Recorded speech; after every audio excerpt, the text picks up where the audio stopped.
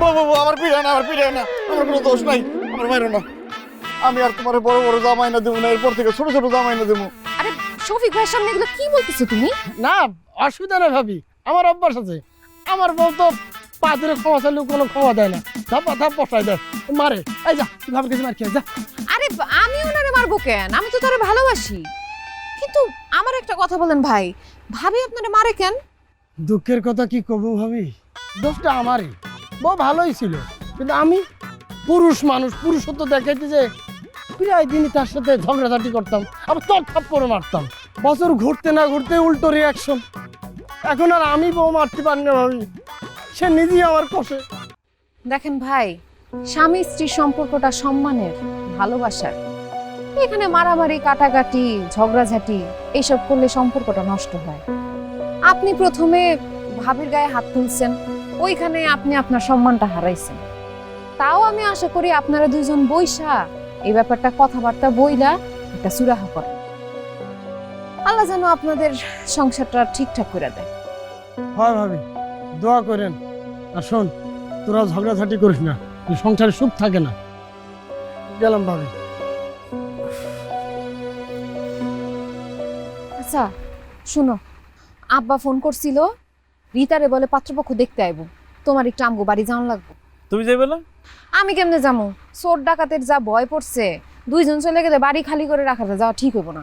শুনো, তুমি সেইখানে যাইবা, কাপটি মাইরা বইয়া থাইকো না, কথাবার্তা কইও, ঠিক আছে? তুমি হইতেছো বাড়ির বড় জামাই, তোমার একটা দায়িত্ব আছে, পুরো দায়িত্বটা নিজের মধ্যে নিয়ে নিবা। আমার বইনের ভবিষ্যতের ব্যাপার, ছেলে কেমন, ছেলের বাবা কি করে, সহায় সম্পত্তি কত আছে, আশেপাশের মানুষের ধারণা বাস, গেছে। আর বলতে হবে না। এবার দেখো আমি কি করি। আমি নিজে দায়িত্ব নিয়ে তারপরে তোমার বোনের বিয়ে দিব। আমি থাকতে কোনো উল্টা পাল্টা জায়গায় তার বিয়ে হবে না। আসো, আমার একটা দায়িত্ব আসছে না বড় জামাই হিসেবে, এই যে বলতে হয় নাকি? মেয়ে আমার মাশাআল্লাহ লেখাপড়া জানা। আপনারা চাইলে ওরে প্রশ্ন করতে পারেন। মা, তোমার নাম কি?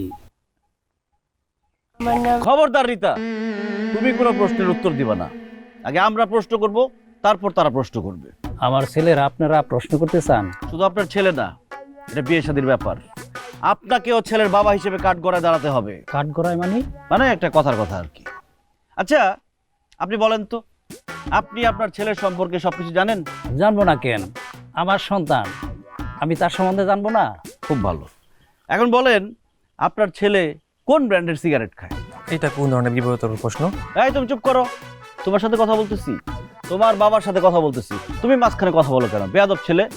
আলাল সাহেব বলেন, আপনার ছেলে কোন ব্র্যান্ডের সিগারেট খায়? আমি জানি না। আচ্ছা, তার মানে আমরা ধরে নিতেছি আপনার ছেলে সিগারেট খায় এটা আপনি জানেন, কিন্তু কোন ব্র্যান্ডের সিগারেট খায় সেটা আপনি জানেন না, তাই তো? জামাই সব কি উল্টাপাল্টা প্রশ্ন করতেছে। জামাই, তোমার শ্বশুর কথা বলুক। আম্মা, আমাকে কথা বলতে দেন।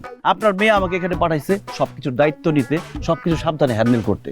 কথা আমাকেই বলতে হবে। আলাল সাহেব এখন বলেন, আপনার ছেলে কয়টা মেয়ের সাথে প্রেম করছে? তার এক্স কয়টা? গৌর ভাই, আপনার মায়ের রীতিমতন আমাদের অপমান করতেছে। আপনি আমার সাথে কথা বলেন, আপনি গোবর ভাইরে ডাকতেছেন কেন? আমার তো জানতে হবে যে আপনার ছেলের কি কি বদ অভ্যাস আছে। আপনি যদি নিজের মুখে না বলেন, আপনার ছেলের মুখ দিয়ে কিভাবে বাইর করতে হয় সেটা আমি খুব ভালো করেই জানি। এখন বলেন, আপনার ছেলের কয়টা এক্স আছে, আর আপনার ছেলে আর কি কি মাদক নেয়? এই ছেলে তুমি বলো তো, তুমি কি কি মাদক নাও?